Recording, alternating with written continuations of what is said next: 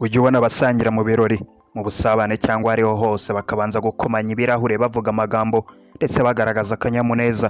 Ushobora nawe kuba ujya ubikora, ariko nyamara ntuzi ubusobanuro bwabyo ndetse n'aho iyi geste yakomotse n'icyo isobanuye. Ibi nibyo twagukusanyirije kugira ngo turebere hamwe inkomoko y'iyi geste n'icyo isobanuye. Ngwaye ikaze nshuti mvamwe Mpeta TV, ndagushimiye cyane udahwema kubana natwe, by'umwihariko wakoze subscribe, ndagushimiye cyane. Ariko nawe ni muri mushya kuri channel, ndagusabye ngo banze ukore subscribe kugira ngo tujye tubasha kwibanira mu biganiro byacu byose. Byinshi kuri iyi nkuru mu buryo burambuye, ndagusabye ngo bane natwe tugerane ku musozo.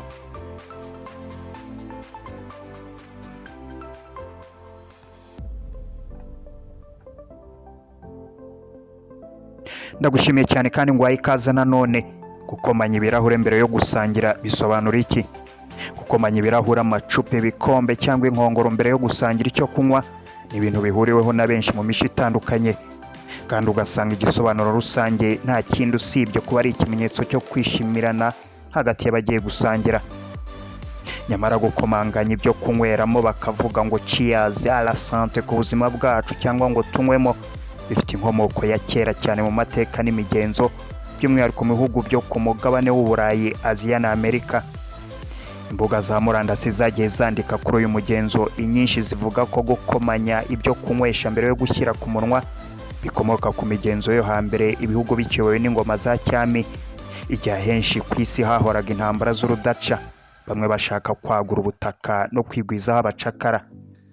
Iyo umwami cyangwa undi muntu wese wabaga afite umwanya mu buyobozi yabaga agiye gusangira umuvinyo na mugenzi we ku meza, mbere yo gusomaho uwatumiwe yabanzaga kuzamura icyo agiye kunyweramo, agasaba na mugenzi we kubigenza atyo, hanyuma bakabikomanya ku buryo ibitonyanga by'inzoga bitaruka zikivanga, barangiza bagasomaho barebana mu maso. Impamvu z'uyu mugenzo rero kwari ukugenzura ngo barebe niba nta waba yashyize uburozi mu cyo kunywa cy'undi. Ni imbuga nyinshi zabyanditseho, ariko twafashe ingero zo ku rwitwa Snow Brains, urwo twita Times of India. Izi mbuga zombi zose zivuga ko iyo habaga hari uwashyize uburozi mu cyo kunywa cya mugenzi we atashoboraga gutinyuka kumureba mu maso mbere yo gusomaho.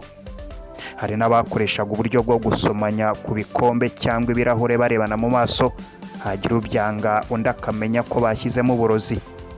Iyo rero bombi babaga ari abami, abatware cyangwa abayobozi b'ingabo, ubwo intambara ikabira rose hagati y'amahanga. Hagati aho ariko hari n'abemera ko gukomanya ibirahure ngo byashoboraga kwirukana imyuka mibi n'abazimu, ngo kubera ko bibangamirwa na ririya jwi ry'ibirahure bikomangana.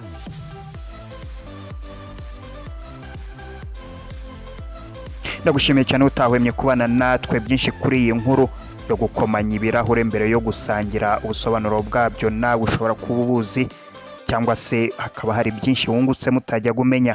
Ushobora no kuba kandi wajyaga ubikora utazi geste zabyo.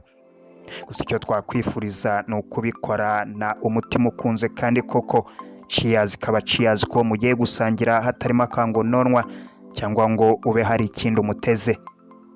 Ni byiza ngo abasangira koko basabane nk'uko ijambo ribivuga, ndetse bizeranye ntawe urwikekwe, nta n'akangononwa kagaragara mu bababona.